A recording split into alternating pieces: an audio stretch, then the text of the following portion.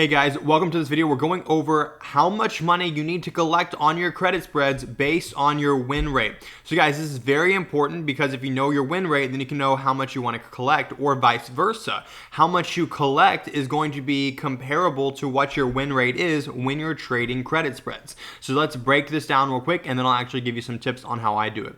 So there's an idea behind or with credit spreads, if you never heard it before, called picking up pennies in front of a steamroller.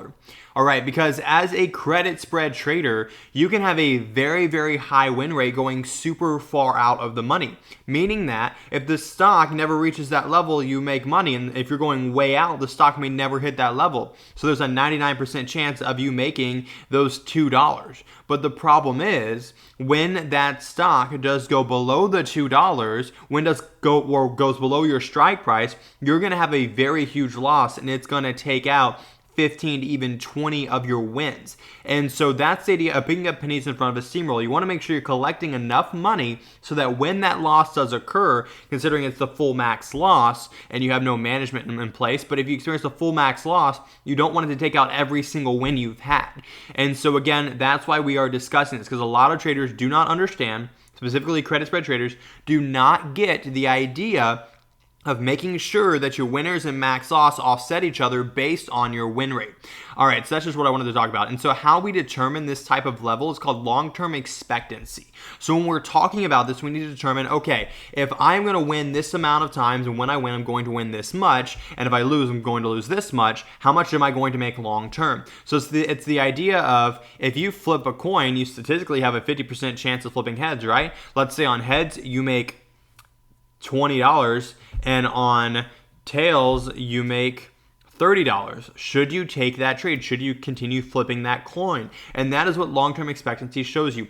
Based on your win rate, based on how much you'll win, and then the amount that you win, your win amount size and your win-loss size, or your loss amount size, what your long-term return will be. And so that's exactly how that is calculated here. It's your win rate times your win size minus your loss rate, which is essentially 1 minus your win rate, times your loss size. So for example, if you have an 85% win rate on your trades, and for your average winner, you're making $30, and for your average loser, you're making 10, then that means that you have an 85% chance of making 30 minus your loss rate, which is 1 minus 0.85, to get your $10. That means you have a long-term expectancy of 24, which is very good. Any positive number is good. Anything above or 5 or above is what I shoot for.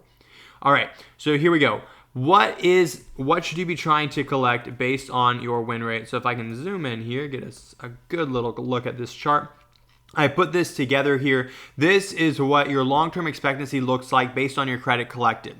So now when we're looking here, we can look and identify based on our long-term expectancy and what we're doing here. So this top line is our long-term expectancy.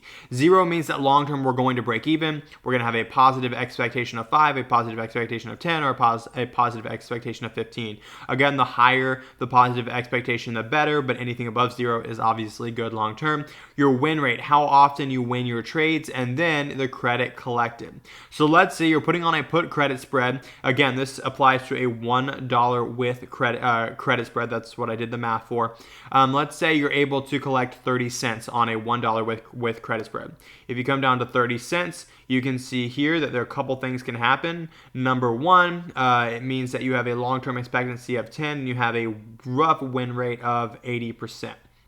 But again, you can also move that around, right? If you come up around here, you're getting closer to 30%, and that would be roughly a 90% win rate. So you can see here how it changes based on what you're doing. But basically, just identify. Let's say, okay, cool, I can collect 15 cents on this trade. Okay, if I can collect 15 cents, that's going to give me roughly a 90% win rate.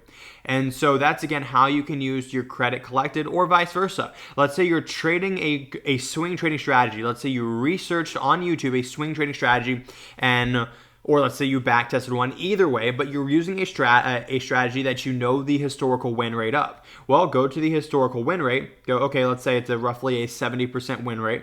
Okay, cool. If I want to make money, I need to collect at least right here, at least 35 cents on this credit spread to make money long term.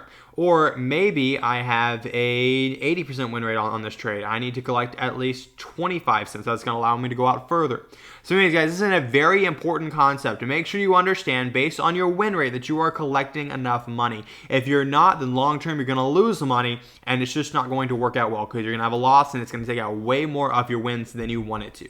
All right, guys, if you're learning how I do this and how I have a 90% win rate while collecting 15, even 20 cents with my strategy, again, I share everything linked below. There's a free PDF to access all the strategies that I put together. You get them all for free. So click below and check them out. If you don't want to do it yourself, if you want my alerts sent straight to your phone, you can click that in the description as well. All right, guys, see you in the next video.